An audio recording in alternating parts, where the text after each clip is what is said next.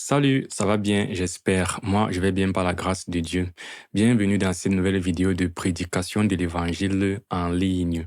Ce sont des vidéos où je partage avec vous des séances où quelques frères en Christ et moi nous invitons des connaissances, des proches, lors d'une réunion sur Google Meet. Durant cette réunion, nous leur présentons le message de l'évangile et ensuite ils peuvent vous poser des questions et on peut échanger dessus. Pour cette séance particulièrement, c'est moi qui ai préparé, qui vais présenter le message. Donc, que le Seigneur me fortifie. Je vais de ce pas rejoindre les frères dans la réunion et je partage ça avec vous. C'est parti. Donc, Yvan, est-ce que c'est OK? Est-ce que tu peux déjà partager? Est-ce que vous me voyez en comment on appelle ça, en plein écran? Non, c'est pas en mode diaporama. OK, là, c'est en mode diaporama. Ok, merci. Donc, encore un bonsoir à toutes et à tous. Donc, moi, c'est Yvan et j'ai l'honneur et la grâce de partager avec vous le message que nous avons pour vous ce soir, que j'ai intitulé Est-ce que tu connais Jésus? Donc, on l'a dit, nous sommes un groupe de chrétiens, donc forcément, Jésus est celui qui nous réunit et c'est celui que nous voulons partager avec toi, ou bien avec vous. Donc, voilà, ce sera un moment de partage et de réflexion sur la vie. Le partage, c'est que maintenant, je vous partage le message et à la fin, sentez-vous libre selon ce que ça suscite en vous, de prendre la parole et de réagir, poser des questions, commenter, etc., etc. Donc, on va donc parler en fait des choses spirituelles qu'on pourrait considérer comme étant des grands questionnements. Ça veut dire que les choses spirituelles, c'est des choses invisibles, des choses qui nous dépassent. Mais en réalité, et donc parfois on peut vivre en fait toute une vie sans forcément s'y intéresser profondément, parce qu'effectivement, elles nous dépassent. Mais en même temps, on se rend compte que ce sont ces choses qui donnent un peu un sens à tout ce que nous voyons et ce que nous vivons. Donc quand je parle des choses qui nous dépassent, c'est parce que la spiritualité en fait traite des choses comme est-ce que vraiment il y a un Dieu qui existe? Euh, Sinon, ou si oui, d'où et comment est venue en fait la création, l'humanité? Qu'est-ce qui se passe après la mort, par exemple? Quand est-ce que je vais mourir? Nous savons pas, par exemple, nous qui sommes là ce soir, si dans 2 jours on sera encore en vie, si dans 2 ans on sera encore en vie. Voilà, nous sommes engagés dans des choses et tout, mais on sait que la réalité de la mort existe. Et donc, je dis, les choses spirituelles, en fait, expliquent quelque part ces choses. Par exemple, pourquoi justement on meurt? Euh, Pourquoi on observe? Même si on ne comprend pas d'où les choses viennent, on peut observer quand même qu'il y a de la souffrance dans le monde. On peut observer qu'il y a souvent de l'injustice, beaucoup même. Pourquoi avec le temps, les gens deviennent de plus en plus superficiels, égocentriques? On peut le voir en nous, dans notre entourage, dans les médias. Pourquoi il y a de plus en plus la perversion morale dans les mœurs? Et tant de questions. Euh, et donc, voilà, le point dedans, c'est questionner sur ces choses-là, parce que je pense que les réalités spirituelles, en fait, expliquent vraiment toutes ces choses. Maintenant, où trouver dans la réponse à ces questions-là? Le monde a été créé il y a de cela longtemps, ce monde qui nous dépasse et qui a beaucoup de mystères qu'on ne comprend pas. Mais il y a un homme en particulier qui a changé le cours du monde. Son image est là. Bon, c'est pas comme ça qu'il était réellement, hein. Ce sont les images que ChatGPT me donne. Mais voilà, c'est l'image communément donnée à la personne de Jésus-Christ qui a bouleversé le monde. Il y a eu un avant et un après Jésus. Je suis toujours marqué par le fait que, voilà, on date en fait le temps à partir de sa naissance. Nous sommes en 2026 ans après Jésus-Christ. C'est pas pour rien, c'est parce que il a bouleversé en fait, son existence a bouleversé l'humanité quelque part. Qu'on y croie à son aspect spirituel ou pas, on ne peut pas lui retirer ça. Et donc dans la Bible, la parole de Dieu, selon ce que nous croyons, l'apôtre Paul, un disciple de Jésus-Christ, a dit dans une lettre que je veux en effet qu'ils soient unis dans la charité, il parle cela des chrétiens, et enrichis d'une pleine intelligence pour connaître le mystère de Dieu, savoir Christ. Christ, c'est Jésus. Mystère dans lequel sont cachés tous les trésors de la sagesse et de la science.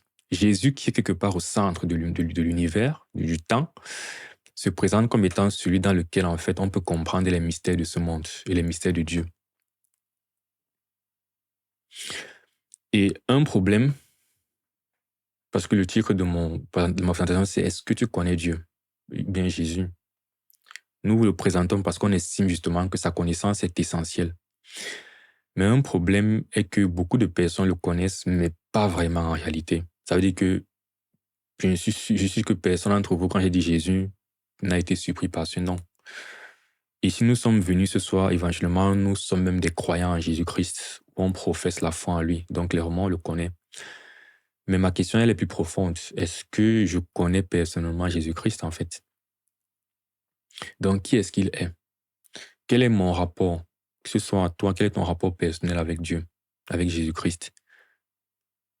Dans 1 Corinthiens 2, par exemple, 16, l'apôtre Paul encore dit « Car qui a connu la pensée du Seigneur pour l'instruire? Or nous avons la pensée de Christ. » Parce que quand il dit « Est-ce que tu connais comment Jésus pense, par exemple ?» ça peut paraître fou de poser cette question. Mais est-ce que nous réalisons que nous avons la capacité, en fait, de tellement le connaître qu'on finit par connaître comment il pense, et à même penser comme lui?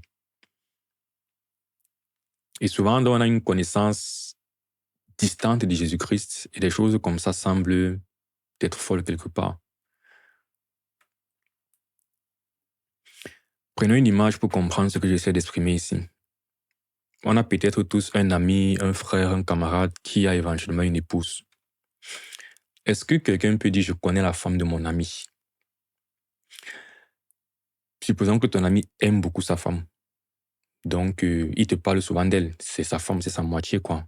Donc, forcément, tu peux dire que tu connais parce qu'il t'a dit son prénom, il t'a raconté des histoires. Peut-être même un jour, vous êtes sortis, vous êtes allé au restaurant, vous étiez à 3. Du coup, elle était là. Tu lui as peut-être parlé, quoi. Mais tant que tu n'es pas rentré avec elle à la maison, tu n'as pas dormi avec elle, tu ne t'es pas réveillé avec elle, tu n'as pas traversé des difficultés avec elle, tu n'as pas vu agir dans les moments très difficiles ou les bons moments, comment elle agit instantanément et comment elle fait face à toutes ces de choses, tu ne t'es pas confiant, elle ne s'est pas confiée à toi, tu ne pourras jamais dire que tu connais cette femme en réalité. Et le problème, c'est un peu ça, c'est que beaucoup de personnes, beaucoup d'hommes aujourd'hui, en fait, ont ce rapport avec Jésus. C'est-à-dire qu'ils connaissent Jésus, mais pas vraiment, de manière intime. Ils n'ont pas un quotidien avec Jésus-Christ. Ils le connaissent au travers d'autres personnes, ce qu'ils ont entendu.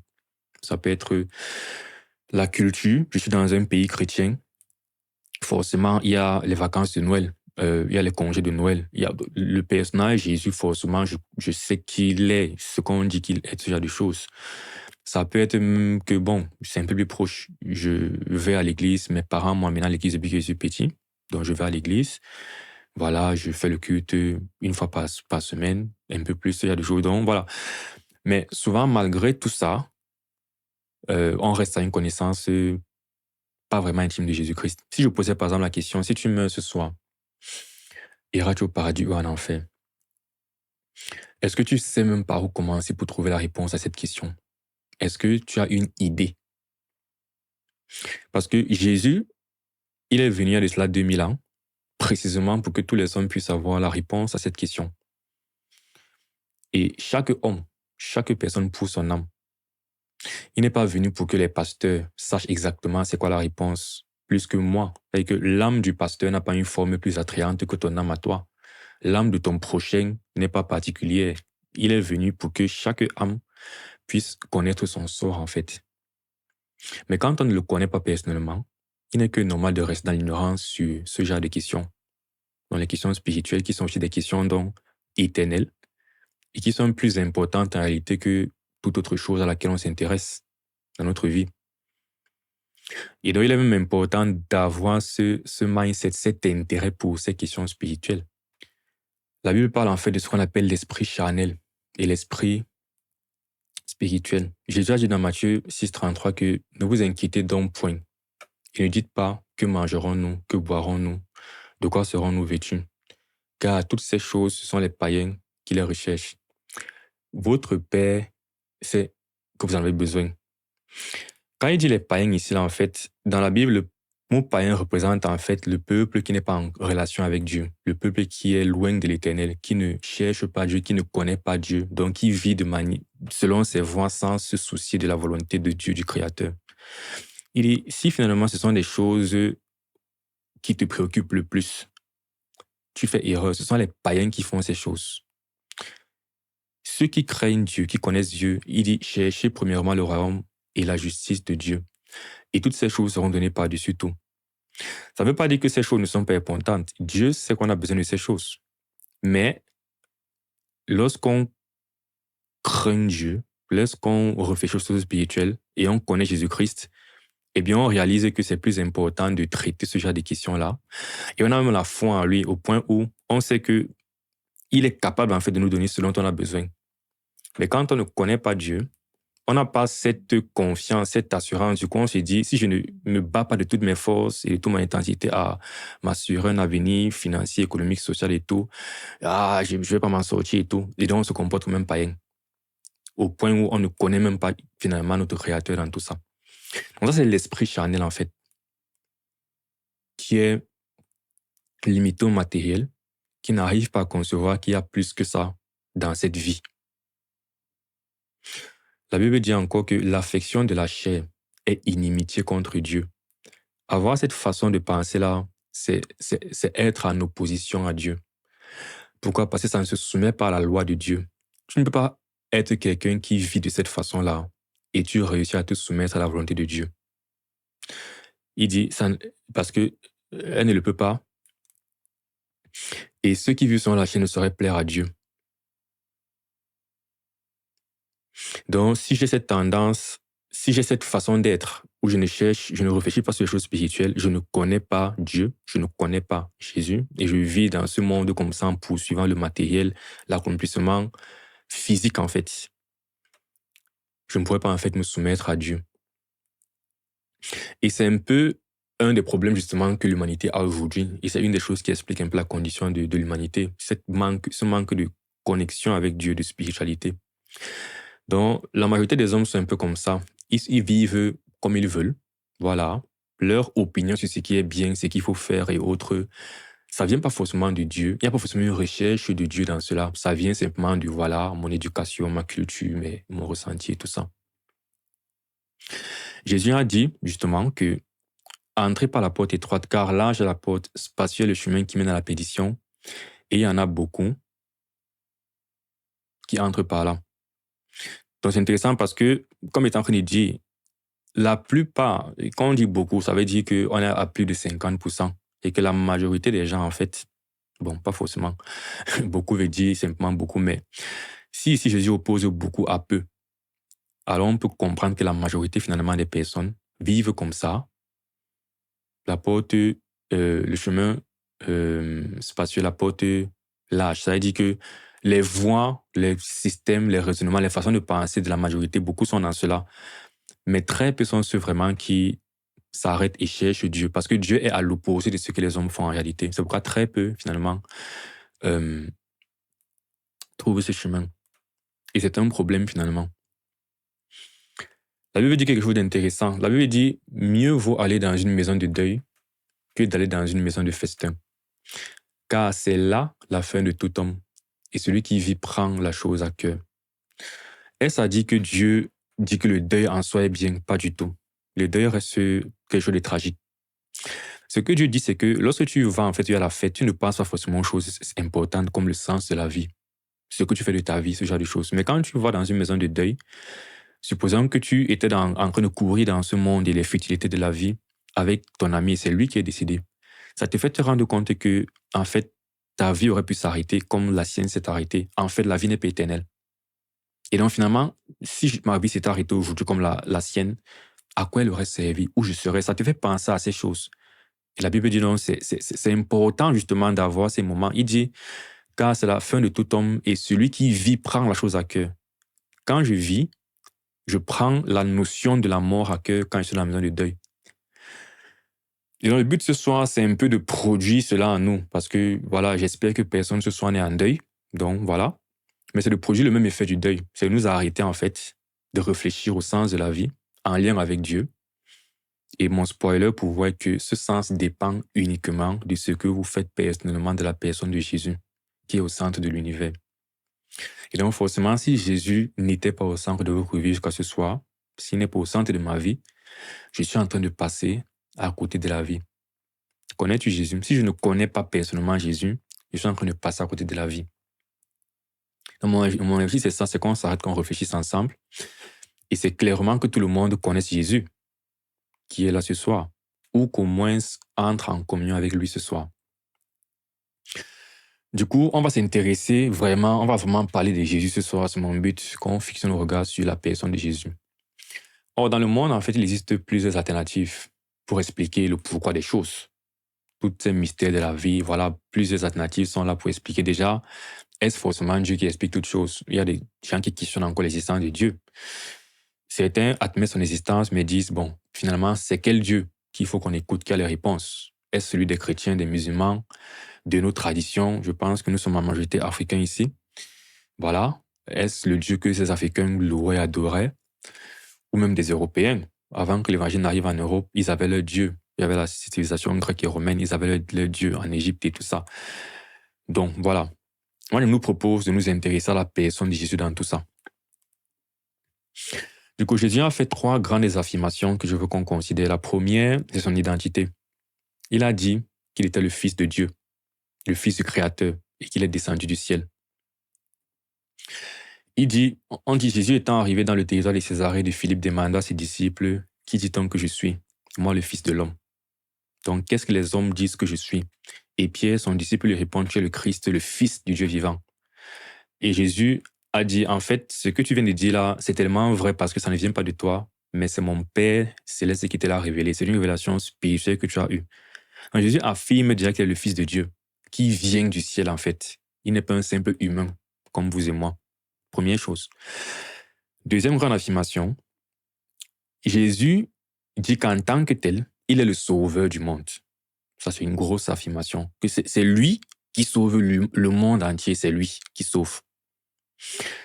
Dans Jean 3,17, il dit, Dieu en effet n'a pas envoyé son Fils dans le monde pour qu'il juge le monde, mais pour que le monde soit sauvé par lui.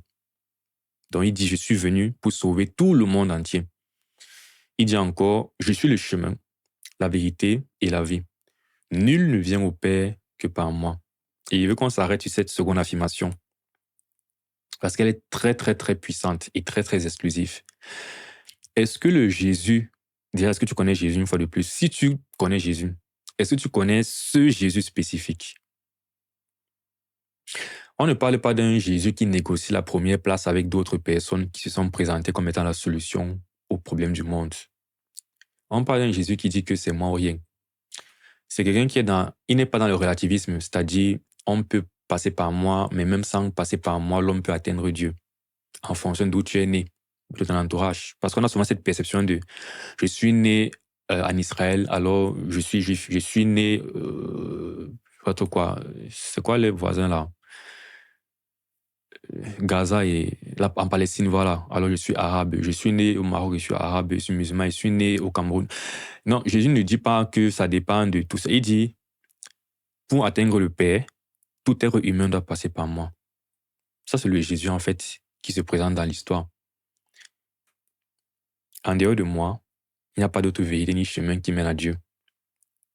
Est-ce que c'est ce Jésus que tu connais déjà? Parce que c'est lui le seul qui peut transformer ta vie et te conduire à Dieu. Dans la troisième affirmation, donc première affirmation, il dit qu'il est le Fils de Dieu, il est venu du ciel. Seconde affirmation, il dit qu'il est le sauveur du monde et qu'en dehors de lui, il n'y a pas de sauveur. Troisième affirmation, Jésus a annoncé qu'il devait ressusciter. Parce que jusqu'ici, ce n'est qu'un homme qui fait des affirmations en fait. Mais il a dit, ok, moi je vais mourir et je vais ressusciter. Le troisième jour. Et on le voit dans Matthieu 16, il dit, dès lors Jésus commença à faire connaître à ses disciples qu'il fallait, il le présente comme une nécessité. Il fallait qu'il allât à Jérusalem, qu'il souffrit beaucoup de la part des anciens, des principaux sacrificateurs et des scribes, qu'il fut mis à mort. Donc, il fallait qu'il meure et qu'il ressuscita le troisième jour. Et l'histoire de la Bible et de l'humanité nous corrobore cela. La Bible raconte sa résurrection. Son tombeau a été trouvé vide le troisième jour. Jusqu'aujourd'hui, on n'a pas en fait le corps de Jésus-Christ. Et donc ça, c'est l'élément le plus important de ces affirmations, qui vient valider toutes ces affirmations. Et donc forcément, c'est l'élément que certains hommes vont devoir attaquer et discuter. Donc certains ont dit, au lieu d'accepter au vu de ce qu'il a déjà fait comme miracle quand il vivait sur terre, de l'impact qu'il a eu dans la vie de ses disciples et dans la vie de l'humanité après, au lieu de voir en fait ça comme un faisceau d'arguments qui confirme que c'était un être particulier qui est mort et ressuscité, certains prophètes disent son corps a été volé par exemple par ses disciples pour faire croire qu'il est vraiment ressuscité. Donc on cherche des raisons en fait de nier son existence. Mais nous on croit et on sait qu'il est ressuscité. C'est justement le témoignage qu'on vous fait ce soir, c'est qu'il est ressuscité. Ses disciples l'ont vu dans la Bible, ce sont eux qui ont écrit ses paroles, son histoire. Ce message a commencé à Jérusalem, aujourd'hui il a atteint tout le monde entier et il nous a atteint, nous qui vous parlons. Donc, on sait qu'il est ressuscité. Du coup, quels sont les points importants qu'on peut tirer à partir de ces 3 affirmations de Jésus? Première chose, c'est celui qui est ressuscité qui a raison. Ça veut dire que pendant que les hommes tergiversent sur c'est quoi le sens de la vie, c'est quoi les solutions, ce qui explique tout, Jésus est venu, il a dit qu'il vient du ciel, il est mort, il est ressuscité, c'est lui qui a raison. Donc c'est celui qui avait affirmé avoir la solution au problème de la mort, qui l'a démontré en vainquant la mort et dont l'existence a bouleversé le cours de l'humanité, c'est lui qui a raison. Donc on peut donc faire confiance à Jésus pour le sort éternel de nos âmes en fait. Quelle est la conséquence ou bien quelles sont les conséquences? Jésus donc, ses paroles sont vraies, vérité, on peut y faire confiance. C'est une belle chose, parce qu'il a parlé en fait du salut, du paradis. Donc le paradis existe vraiment, c'est bien. Mais c'est aussi un problème. Ça veut aussi dire que l'enfer existe réellement. Et que ce soit parmi nous, malheureusement, il y a des personnes qui sont potentiellement en route pour l'enfer. Parce que peut-être elles ne connaissent donc pas Jésus, ce Jésus. Et Jésus a beaucoup parlé de l'enfer, comme on va le voir dans la suite. Donc c'est quoi l'enfer? Pour faire simple, l'enfer, c'est la colère finale du Créateur sur des créatures qui sont détenues de lui, les pécheurs, qui l'ont abandonné. C'est une des réalités dont Jésus a beaucoup parlé, comme il disait déjà. Pourquoi il a dû beaucoup parler de l'enfer? Parce que Jésus est venu dans ce monde pour nous sauver de nos péchés qui justement nous condamnent à l'enfer. Jésus a dit, vous êtes d'en bas, moi je suis d'en haut. Vous êtes de ce monde, moi je ne suis pas de ce monde. C'est pourquoi je vous ai dit que vous mourrez dans vos péchés. Car si vous ne croyez pas en ce que je suis, vous allez mourir dans vos péchés. Donc je rappelle la question du titre de ma présentation. Est-ce que tu crois vraiment, personnellement, intimement, en ce que Jésus est? Est-ce que tu sais ce que Jésus est et qui est ce Jésus? Donc, une fois de plus, est-ce que tu connais Jésus, toi qui es là ce soir? Et il disait, ces questions spirituelles nous aident en fait à comprendre le pourquoi de ce qu'on vit, de ce qu'on observe. La mort, la souffrance, toutes ces choses. La réponse, c'est dans ce péché finalement. C'est le péché, c'est la désobéissance. La Bible dit qu'à cause du péché, Dieu a retiré son esprit de l'homme et que nous sommes donc séparés spirituellement d'avec Dieu, d'avec la source de la vie, la source du bien, la source de l'amour, la source de la paix véritable. Et donc, la Bible dit que la création entière a été soumise à la vanité. La mort, c'est pas seulement dans l'humanité, les plantes, les animaux, le climat. En fait, on voit que toute la création de Dieu est dans une vanité et est dans une sorte d'extinction, de dégradation progressive. La Bible dit que tout est réservé actuellement pour le jugement de Dieu et que Dieu va faire toutes choses nouvelles. Il va recréer toutes choses. Il va purifier ce monde, les hommes et la création pour faire toutes choses nouvelles. Dans les guerres qu'on voit, les crimes, les meurtres, tout ça, quand on commence à comprendre vraiment que Dieu nous a créés et comment est-ce que le péché est venu entrer dans la création, ça explique beaucoup de choses. Et la Bible en parle de manière extensive. Ça explique beaucoup de choses qu'on observe dans la société aujourd'hui. Donc Jésus pointe notre participation à cette colère de Dieu. Il dit que c'est ce qui sort de la bouche vient du cœur et c'est ce qui nous suit. Car c'est du cœur que viennent les mauvaises pensées, les meurtres, les adultères, les impudicités, les vols, les faux témoignages, les calomnies, bref, le péché. Dans le fait que l'homme soit mauvais, pour les Camerounais, quelqu'un a chanté « L'homme est mauvais ». Je ne sais pas s'il était chrétien, mais c'est une vérité qui est universelle. Tous les hommes dans leur conscience reconnaissent parce qu'ils voient dans leur cœur et leurs actions qui ne sont pas bons. Et c'est une connaissance qui est partagée. Mais il faut comprendre que ce n'est pas une question d'éducation. Ce n'est pas une question de que ses parents l'ont mal éduqué, alors il fait certaines choses qui sont mauvaises. Ce n'est pas une question de culture. Bon, nous au moins, ces Africains, on est conservateurs. Les Blancs, là, sont trop dépravés dans leur culture et dans le... Ce n'est pas une question de culture. C'est une condition spirituelle qui est propre à tous les hommes.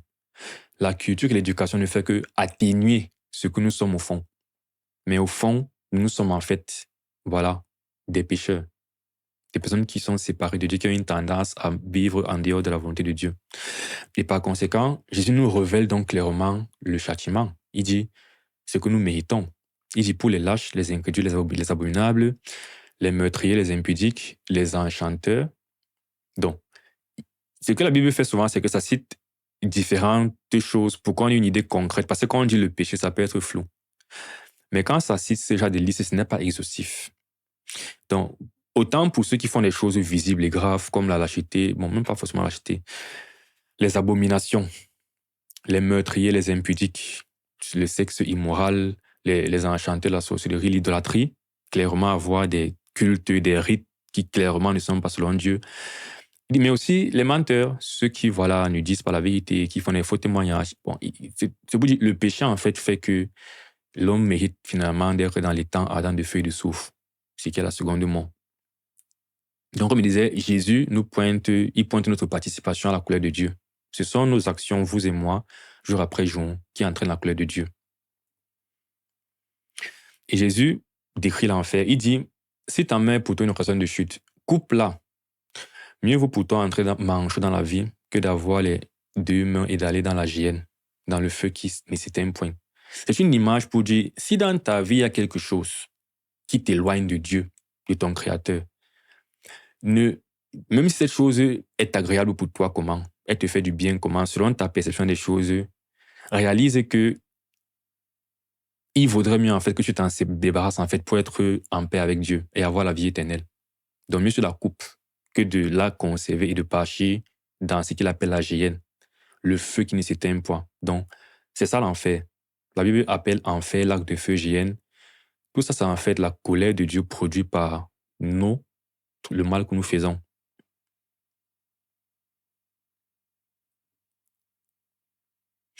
Donc Jésus, revient encore à Jésus, le centre du monde, qui se présente comme le Fils de Dieu, le Sauveur du monde, il doit d'abord faire notre diagnostic. Il fait d'abord le diagnostic du monde et des hommes qu'il est venu sauver, avant de les sauver. Et il est important que nous soyons d'accord avec ce diagnostic et que nous, voilà, l'intégrions. Donc, son diagnostic, c'est que les hommes sont mauvais. Nous ne sommes pas de bonnes personnes. Et nous méritons la colère de Dieu. S'il faut être juste. Jésus dit, le monde ne peut vous haïr. Ici, il parle en fait à ses frères biologiques. Il dit, mais moi, il me hait, parce que je rends de lui le témoignage que ses œuvres sont mauvaises. C'est-à-dire que personne n'aime qu'on lui dise que ce que tu fais est mal. Or, Jésus est venu nous exposer à la réalité. Nous ne sommes pas de bonnes personnes. Et ça, c'est une des raisons pour lesquelles Jésus a été crucifié en réalité. Parce qu'il passait le temps à exposer, même les plus religieux de son époque, que dans tout ça, en fait, vous ne connaissez pas vraiment Dieu. Parce que moi qui me présente, en fait, comme le salut que Dieu vous donne, vous me rejetez. Donc, ce n'est que de la religion que vous faites. Donc, c'est une chose qui a fait qu'il soit crucifié. Puis Jésus nous annonce ce qu'on doit faire. Après que Jean eut été livré, Jésus alla dans la Galilée, prêchant l'évangile de Dieu. C'est ce qui nous intéresse. Il disait, le temps est accompli et le royaume de Dieu est proche. Répentez-vous et croyez à la bonne nouvelle. Marc, tu peux me dire combien de temps j'ai déjà fait là? J'ai oublié de lancer mon timer au départ. Par conséquent, je n'ai pas une notion du temps. Nous sommes à 30 minutes. Ah, ok. C'est bien ce que je craignais. Ok, je vais essayer d'accélérer. Donc, Jésus dit, répentez-vous. La première chose, la repentance, c'est quoi? C'est se détourner donc de ce que Dieu n'aime pas. Et de chercher finalement à faire ce que Dieu veut. Je vais essayer d'accélérer parce qu'il y a encore beaucoup de choses à dire. Mais on va se rendre compte que c'est une bonne chose, n'est-ce pas? Marchez dans la volonté de Dieu, ne péchez pas, faites le bien. Mais attention, si on était capable en fait de faire le bien que Dieu veut, la question serait donc pourquoi Jésus? À quoi sert Jésus? C'est justement pour faire tout cela, mais c'est justement faire toutes ces bonnes choses qui nous a dépassés et qui nous met face à la condamnation de Dieu aujourd'hui. Donc, faire nos efforts, d'arrêter de faire le mal, chercher de faire le bien, c'est une bonne chose, mais ça ne peut pas nous sauver. La Bible dit par exemple que nous savons que tout ce que dit la loi, dans la loi de Dieu, les commandements, elle le dit à ceux qui sont sous la loi afin que toute bouche soit fermée et que tout le monde soit reconnu comme coupable devant Dieu. La première chose qui est importante, c'est que nous arrivions au niveau où on cherche à faire le bien, mais qu'on soit d'accord qu'on n'est pas capable à nous-mêmes en fait de faire le bien, que nous sommes des coupables et que notre bouche soit fermée. Et donc c'est cette impossibilité de faire totalement le bien de nous-mêmes qui nous montre la nécessité de nous reposer sur autre chose que nos efforts. Donc quand il dit repentez-vous et croyez, il faut se repentir, il faut se détourner. Je veux me détourner, je veux arrêter, je veux chercher. Mais c'est dans cet élan qu'on se rend compte qu'en fait, on ne peut pas en fait par nos efforts y arriver. C'est pourquoi il dit repentez-vous et croyez. Finalement, c'est dans la bonne nouvelle, dans l'œuvre de Christ que vient le salut. Donc repentez-vous et croyez à la bonne nouvelle. Donc on va prendre le temps qui nous reste pour nous fixer sur le fait de croire en l'œuvre de Jésus-Christ qui nous donne cette bonne nouvelle. L'importance du sacrifice. Dans la loi, il est dit, et presque tout, d'après la loi, est purifié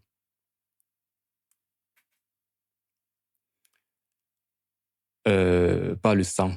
Car sans effusion de sang, il n'y a pas de pardon. En gros, Dieu est juste, il doit nous condamner parce que nous péchons.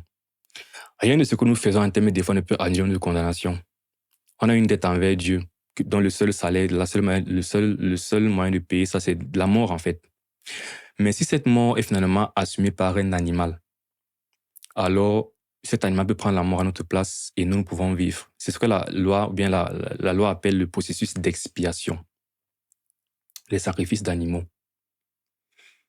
Cependant, est-ce que les sacrifices d'animaux peuvent vraiment nous sauver de la colère de Dieu? La réponse est non selon la Bible. La Bible dit que la loi ne peut jamais, par les mêmes sacrifices, amener chaque année les assistants à la perfection.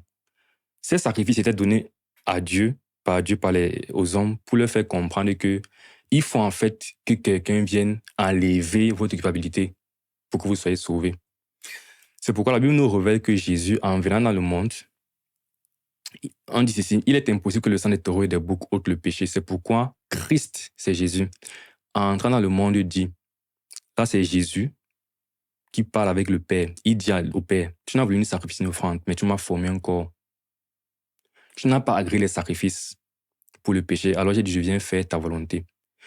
Donc voilà, Jésus, avant de venir dans le monde, s'est incarné dans le petit Jésus qui naît par Marie. Il y a ce problème, ce constat qui est réel entre lui et le Père, et il dit, bon, si on les laisse dans les conditions dans lesquelles ils sont, ils ne pourront jamais se sauver.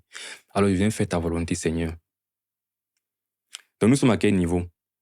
Nous sommes tous des coupables. Même les sacrifices animaux ne peuvent pas nous aider. Et Jésus, voyant ça, dit, je viens faire la volonté de Dieu pour les purifier. Donc, quelle est donc cette volonté que Jésus vient spécifiquement faire dans le monde? Qui est la chose précise qui nous purifie? Cette volonté se trouve dans la croix de Jésus-Christ. Avant que Jésus ne parte à la croix, Jésus prie Dieu. Et dans sa prière, il dit à Dieu, si c'est que tu pouvais seulement éloigner de moi cette coupe. Toutefois, non pas ma volonté, mais ta volonté à toi. Et on dit qu'un ange est venu le fortifier et tout ça. C'est quoi cette coupe? Pourquoi Jésus est en train de prier et on parle du fait qu'il est en agonie? Jésus était, avant de partir sur la croix, avait une certaine crainte en fait. Bien, ce qui se passe, c'est que dans cette coupe, il y avait la colère de Dieu que vous et moi nous méritons. Donc, dans la main de Dieu, il y a une coupe qui contient la colère de Dieu. Que tous les méchants sont censés boire, les orgueilleux, les avides, les violents, les pervers, les injustes, tout ça. Nous, en fait. Mais on voit Jésus ici, avant de partir à la croix, dit que cette coupe-là, est-ce que je peux ne pas la boire? Après, finalement, il dit, bon, je vais la boire. Pourquoi? Parce que la volonté de Dieu, c'était que Jésus vienne donc être cet agneau. Comme Jean va le dire, voici l'agneau de Dieu qui ôte le péché du monde. Le plan de Dieu, et la raison pour laquelle Jésus est celui qui peut nous sauver, c'est parce qu'il est celui que Dieu a désigné comme étant le sacrifice, la personne, l'agneau, qui est capable de porter la colère que vous et moi nous méritons. Et donc, si Jésus meurt à ma place, Je n'ai plus de dette envers Dieu. Je peux donc vivre. Donc ça signifie donc quoi? Ça signifie que Dieu nous aime vraiment. Malgré le péché, la colère, tout ça, il nous aime. Dieu t'aime, toi qui m'écoutes.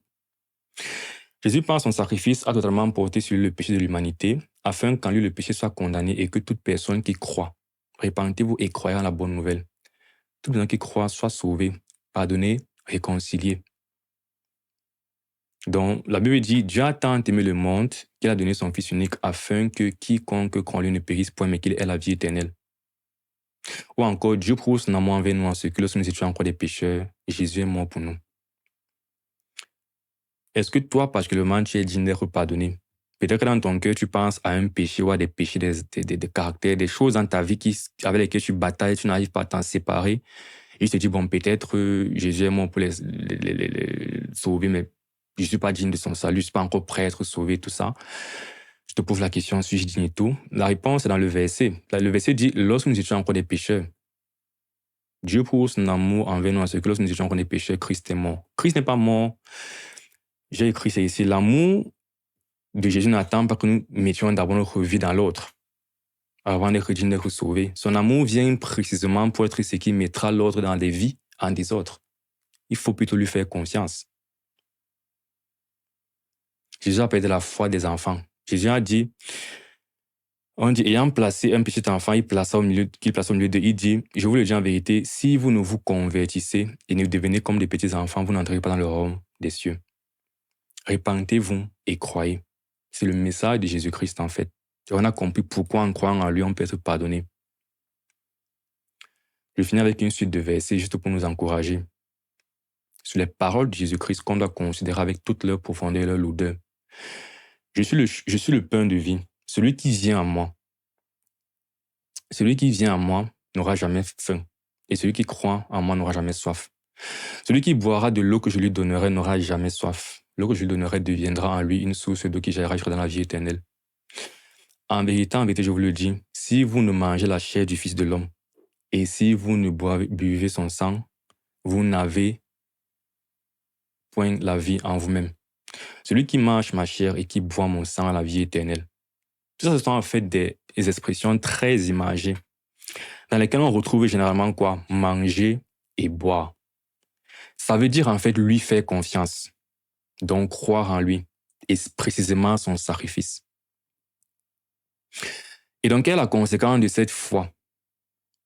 Ça implique quelque chose. Il y a toujours cette expression de manger et de boire. Pourquoi? C'est l'image d'un repas. C'est le symbole d'une communion qui se crée entre lui et moi personnellement et entre Dieu et moi. Il dit dans la Bible que je me tiens à la porte et je frappe. Si quelqu'un entend ma voix et ouvre la porte, j'entrerai chez lui, je souperai avec lui et lui avec moi.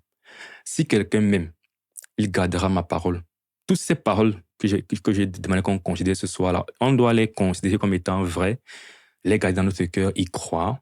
Il dit, et mon Père l'aimera, et nous viendrons à lui, et nous ferons notre demeure chez lui. Notre conséquence, c'est le don du Saint-Esprit et la nouvelle naissance. L'élément surnaturel dans tout ça,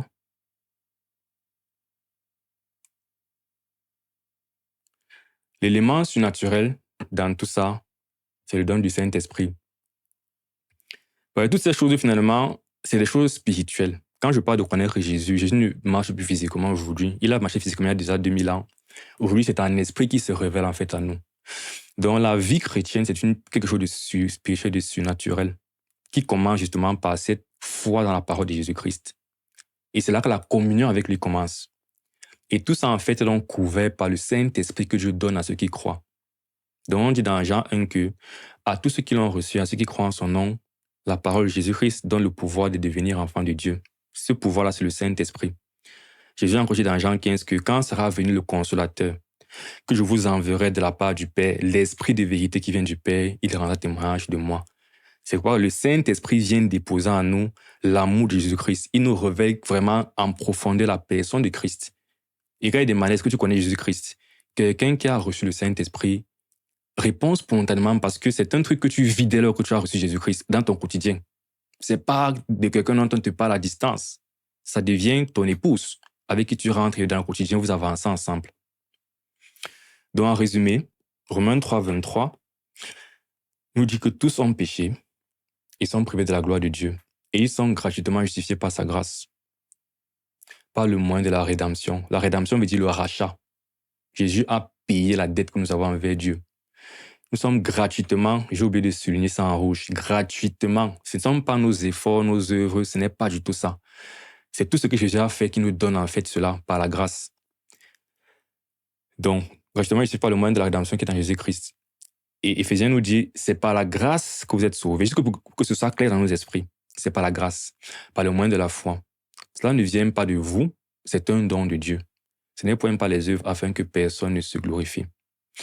Si donc, toi qui es là ce soir, tu reçois ce témoignage, tu vois Jésus entrer dans ta vie, c'est la promesse que Dieu nous a faite. Et c'est donc là que personnellement, Jésus se révèle à toi et que tu peux véritablement connaître Jésus. Donc, réponds à cette question de Jésus personnellement pour finir, c'est la dernière slide. Continuons à considérer, à prendre les paroles de Jésus-Christ au sérieux. Ce soir, je voulais vraiment qu'on se penche sur ces paroles. Parce que pour connaître quelqu'un, il faut écouter ce qu'il dit, comment il pense. Et ça, ce n'est que l'introduction à Jésus-Christ.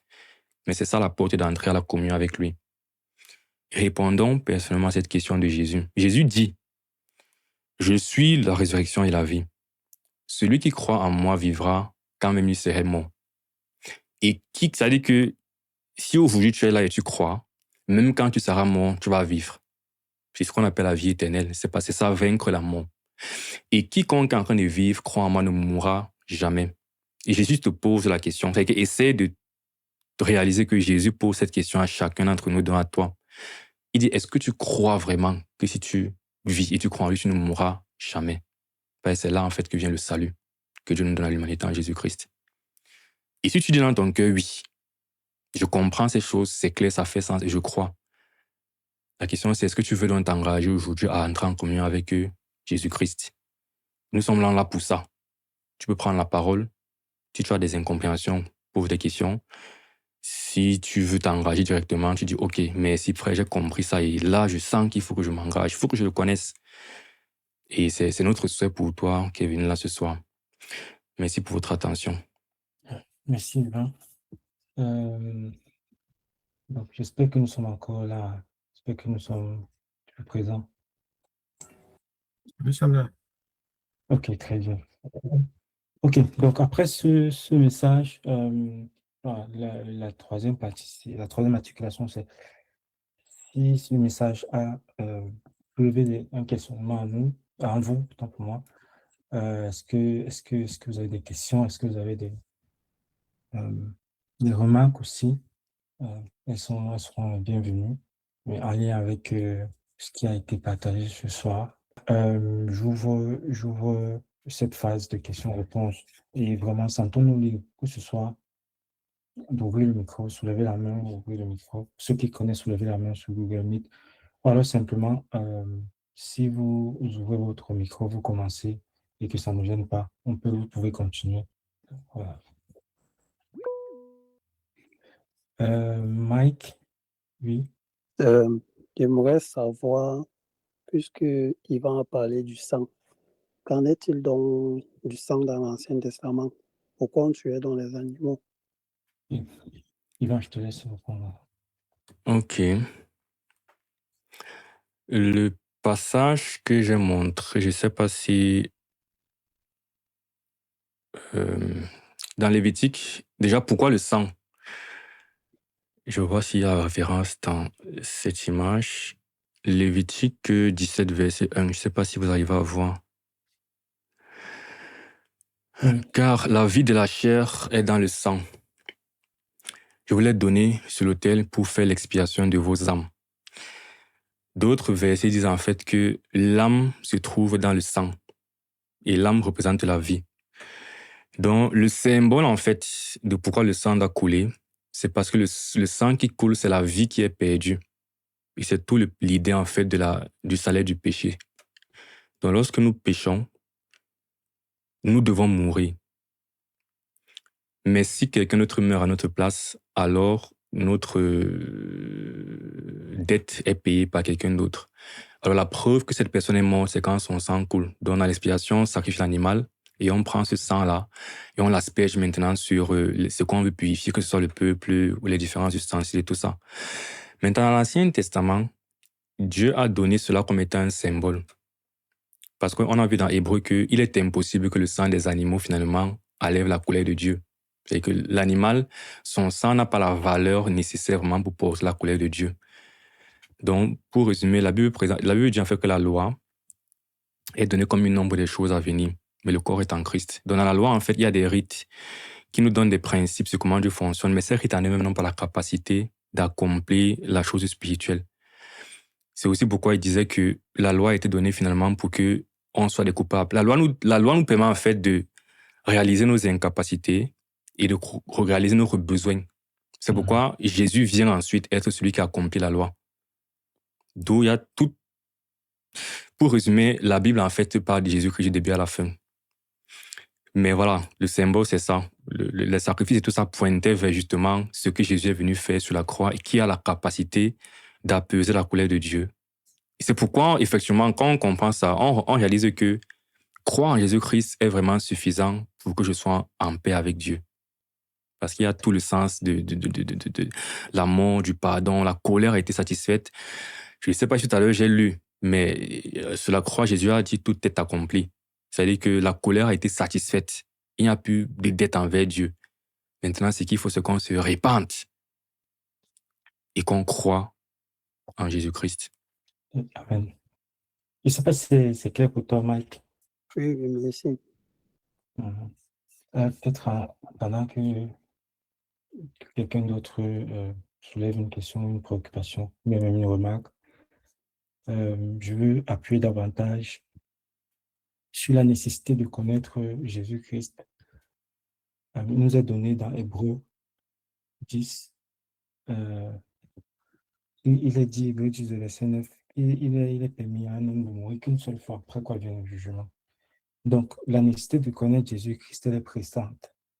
Nous avons un temps relativement, du moins, humainement, on a l'impression qu'on a tout le temps, en fait. On a l'impression que on doit faire peut-être toutes nos classes avant un jour d'y penser. Mais c'est la question la plus importante de nos vies. C'est ça qui détermine la suite. On a parlé de l'enfer, on a parlé du paradis. Donc, la question n'est pas à remettre à demain, elle n'est pas à remettre à plus tard. Aujourd'hui, si tu connais Jésus-Christ, aujourd'hui même, tu deviens son enfant et tu hérites de tout ce dont on a parlé à la fin. La vie éternelle, le pardon de tous tes péchés, la délivrance de l'esclavage du péché, le salut, et le fait d'être enfant de Dieu. Et ça, c'est encore possible tant que tu es vivant. C'est pourquoi l'Évangile s'adresse à vous ce soir, à vous les vivants. Parce que vous avez encore la possibilité, quel que soit ce qu'a pu être votre vie, quel que soit ce qu'a pu être votre histoire. Peut-être vous êtes passé par des choses très compliquées, ou peut-être même pas. Et vous vous dites peut-être que c'est pour d'autres personnes. Moi, je suis condamné. Mais ce soir, Jésus parle encore à ton cœur. Il est encore possible de le connaître et de repartir à zéro dans une nouvelle vie. Donc, il toque encore ce soir à la porte de ton cœur et c'est à toi de répondre. Ce n'est pas un message pour tout le monde, c'est un message pour toi en particulier. Quand je dis pour tout le monde, c'est que on peut se cacher derrière la masse et finalement éviter en fait d'affronter clairement le sujet. Mais c'est pour toi et c'est pour toi seul. Et comme on dit souvent, si tu étais seul sur la terre, seul, et que tu avais péché, il aurait fallu que Jésus vienne mourir pour toi. Donc c'est à toi que ça s'adresse. Et tu as encore la possibilité de répondre à cette grâce. Donc je vais finir. Oui, je vois une main de Julio. Oui, tu peux poser tu peux prendre la parole et ensuite tu vas lire le commentaire de Jordan. Ok, merci Max. Ok, c'est vraiment pour aller à la suite de Yvan et de Max. Je vais peut-être lire un verset, non, pour ne pas être long. Bon, 2 versets. Il y a Romains 3, 23 qui dit, car tous ont péché et sont privés de la gloire de Dieu. Bon, je vais aller jusqu'au verset 24 parce que c'est tout bien. Et ils sont gratuitement justifiés par sa grâce, par le moyen de la rédemption qui est en Jésus-Christ. Maintenant, le texte que je veux aussi lire, c'est celui de Hébreux 3, verset 15, qui dit, Hébreux 3, 15 dit que pendant qu'il est dit, aujourd'hui, si vous entendez sa voix, n'endurcissez pas vos cœurs, comme lors de la révolte. En fait, le petit commentaire que je veux faire, c'est quoi? Quand Yvan partageait son exposé tout à l'heure, j'ai apprécié le fait qu'il souligne la responsabilité individuelle de chacun. Pourquoi? Parce que, justement, comme il a dit, parfois on a l'impression que le fait d'appartenir à une certaine communauté automatiquement nous identifie à cette communauté-là. La parole de Dieu nous dit non. La responsabilité, comme on vient de le voir dans Romains 3, le verset 23, est individuelle, car tous ont péché et sont privés de la gloire de Dieu. Maintenant, on est tous d'accord que quand Christ portait son message, c'est pas tous ceux qui étaient soit de sa famille, pour parler dans le sens naturel, ou de sa communauté qui y adhérait. Donc, face à la responsabilité du salut et au choix de l'éternité, il y a des personnes qui ont fait le choix de suivre Jésus-Christ pour bénéficier de la vie éternelle, comme le verset 24 de Romains 3 que je viens de lire nous dit. Et à ceux qui ne l'ont pas fait. Donc, et contrairement à ce qu'on dit qui ne dit rien comme ça avec le Seigneur Jésus, c'est différent. Soit tu l'acceptes, soit tu ne l'acceptes pas. Donc, ton silence ne te qualifie pas pour le salut, non. Il y a ta responsabilité de t'identifier à l'œuvre de la croix de Jésus-Christ, car c'est le seul moyen de salut qui donne accès à la vie éternelle. Donc, pour revenir et citer les propos d'Evan, c'est pas parce que je suis né dans une famille islamique qu'automatiquement, je suis condamné à subir le châtiment défini par l'islam. Non. C'est pas parce que je suis né dans une famille où mon père était pasteur qu'automatiquement, je vais dire pasteur chrétien, parce qu'on sait qu'il y a beaucoup de personnes qui disent beaucoup de choses aujourd'hui. C'est pas parce que mon père était un pasteur chrétien qu'automatiquement ça m'identifie à la foi. Non. L'homme qui a péché, comme la parole de Dieu nous dit dans l'Ancien Testament, pour revenir à la question de Mike tout à l'heure, à savoir le sang versé et tout. Donc, l'homme qui a péché doit mourir. Et la parole de Dieu nous dit dans l'Ancien Testament, il n'y a pas de pardon des péchés sans effusion de sang. Donc, je vais dire, le message est suffisamment clair dans la parole de Dieu. Il n'y a pas d'ambiguïté. Et la responsabilité est vraiment personnelle pour quiconque entend la voix aujourd'hui, comme la parole nous dit dans Hébreu, pour dire que l'instant d'après ne nous appartenant pas. Si aujourd'hui, je résiste à la parole de l'évangile qui est annoncée, et je n'ai aucune garantie que le souffle ou alors j'aurai la possibilité de changer d'avis plus tard, car on connaît des personnes qui sont sorties le matin, qui ont dit qu'ils revenaient le soir, ils ne sont jamais revenus. C'était trop tard, donc juste pour aller dans le même sens que les frères qui ont réagi tout à l'heure et puis partager ce qui m'a marqué et citer les quelques versets que j'ai pu lire. Merci. Ok, merci, merci de Julio. Donc là, il nous reste 2 minutes.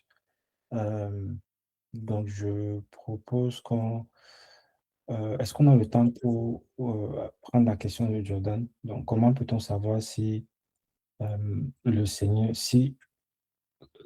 comment peut-on savoir si Jésus, si on le Si connaît, on le si connaît on vraiment. connaît Jésus-Christ? Voilà, ok, merci. Ou si on se trompe.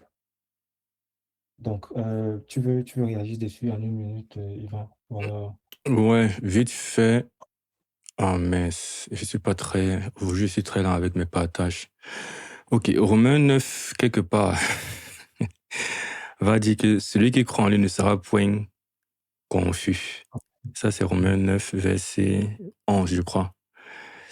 Non, Romains 10, verset 11, voilà. Quiconque croit en lui ne sera point confus. Alors, mais je voulais dire que quand tu crois vraiment à Jésus-Christ, je vais donner par niveau. La réponse la plus simple est de dire que si tu crois vraiment à lui, tu n'auras pas de doute que tu le connais. Parce que c'est comme quelqu'un me demandait comment ça va si tu connais vraiment ma femme. En fait, tu vis avec ta femme. Je veux dire, si tu as reçu Jésus-Christ, ta vie n'est pas la même après que tu l'aies reçu. Clairement, dans ta vie, tu as commencé à marcher avec lui. Donc, il y a une différence qui est évidente. C'est pour ça qu'il y a ici le verset. Quand tu crois en lui, il n'y a pas de confusion. Maintenant, ça peut être difficile à digérer comme réponse, mais pour moi, c'est vraiment la réponse absolue. C'est un truc qui est vraiment personnel.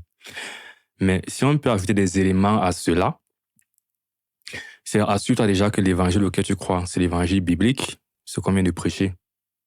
C'est-à-dire que, si je te pose la question, est-ce que dans ton cœur, tu penses que qu'est-ce qui peut faire que tu partes au ciel?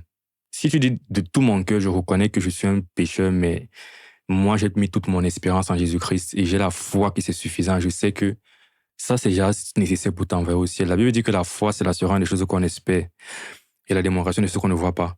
Donc, c'est que j'ai l'assurance que comme Jésus est mort là, c'est suffisant pour personnellement me donner le pardon des péchés. C'est ce qu'on appelle la foi par définition. Maintenant, la Bible dit aussi que c'est la démonstration des choses qu'on ne voit pas. Ça veut dire qu'un élément qui peut me rassurer dans ma foi, c'est quand il y a des fruits dans ma vie qui sont cohérents avec le fait que j'ai cru en Jésus-Christ. Donc, il faut vraiment avoir la foi dans le vrai évangile. Et comme quand on croit en lui, il nous donne son Saint-Esprit, comme j'ai expliqué, l'Esprit ne laisse pas en fait les gens tels qu'ils sont. Il produit en fait de nouveaux désirs en nous. Il y a un nouveau rapport en fait avec la personne de Jésus-Christ, la parole et tout ça, qu'on expérimente. C'est pourquoi il dit, en réalité, si tu as vraiment reçu Jésus-Christ un jour, voilà, 2, 3 semaines, un mois après, tu vois que ta vie a changé, tu vois. Donc, tu as cette assurance de ce que Jésus travaille en toi. Mais intellectuellement, regarde l'évangile que tu crois, est-ce conforme à ce que la Bible dit? Regarde les fruits que la Bible décrit dans la vie d'un chrétien. Est-ce que tu vois ça dans ta vie? Et j'aime bien la réponse aussi de Willem qui dit, lis les évangiles et voilà, frotte-toi sa parole et moi, je préfère donner cette réponse aussi.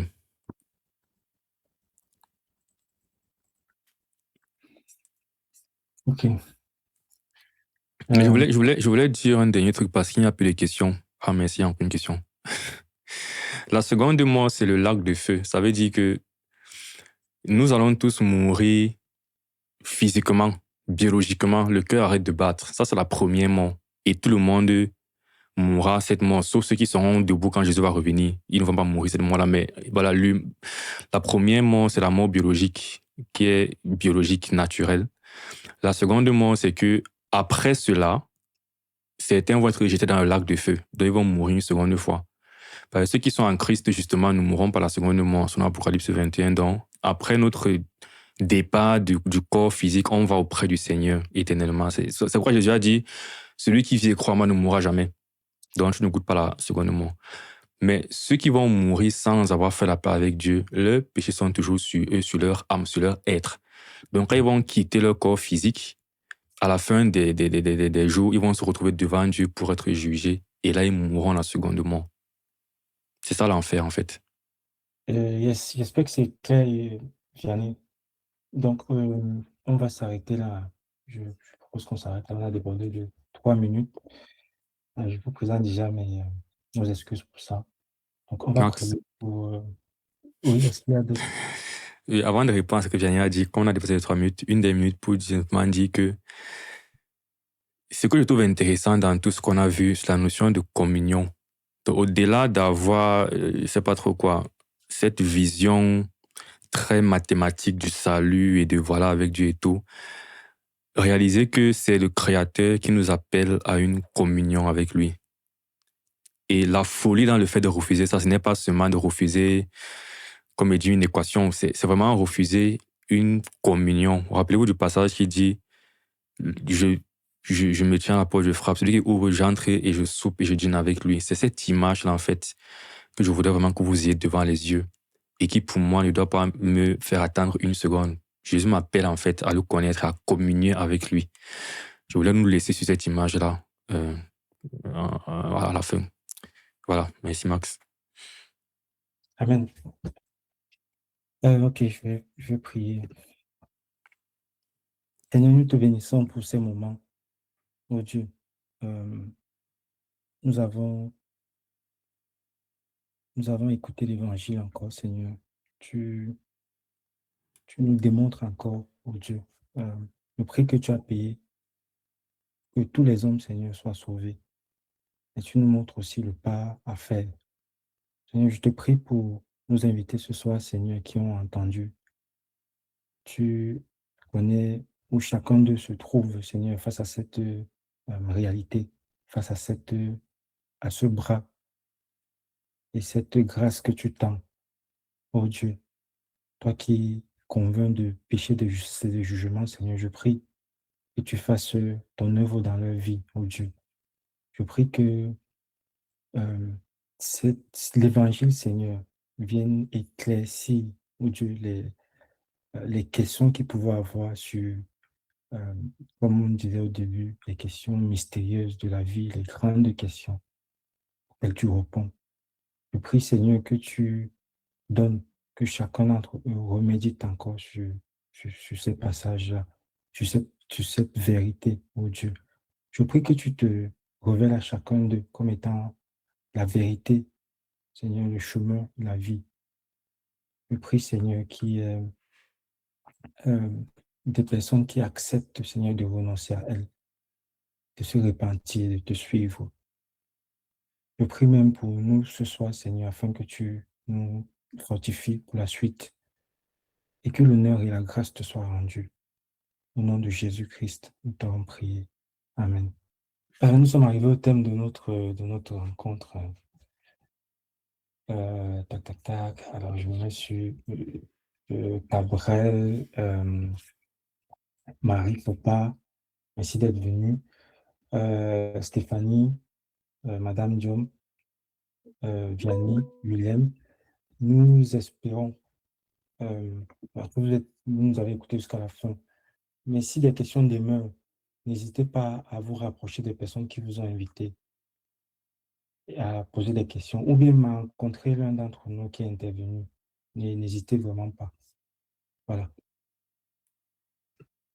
Je te passe la parole, Yvan. Oui, et je peux aussi mettre du coup le support de la présentation, pas seulement les diapositives, mais vraiment le texte complet à votre disposition si vous voulez pour le relire. Et bien sûr, comme on a dit, si vous voulez réécouter ce moment-ci, ce sera aussi mis en ligne, vous pourrez réécouter, donc vous n'avez pas d'excuses. Vous pouvez réécouter, vous pouvez lire tout le truc. On souhaite vraiment que vous ayez tout de votre côté pour faire le pas, pour ceux qui ne l'ont pas encore fait. Est-ce que je voulais ajouter? Ok. Bon, nous vous souhaitons une bonne soirée et espérons que vous continuez de méditer, comme on a dit, sur ces textes-là. Merci d'avoir regardé cette vidéo. Et toi qui m'écoutes, normalement, si tu m'écoutes, tu devrais être un chrétien quand même. Mais juste au cas où ce n'est pas encore le cas, ce message il est aussi pour toi. Si tu ne connais pas encore Jésus, tout a été dit pour comment le connaître et être sauvé. On se retrouve dans une prochaine vidéo. Que Dieu te bénisse. D'ici là, porte-toi bien. Ciao.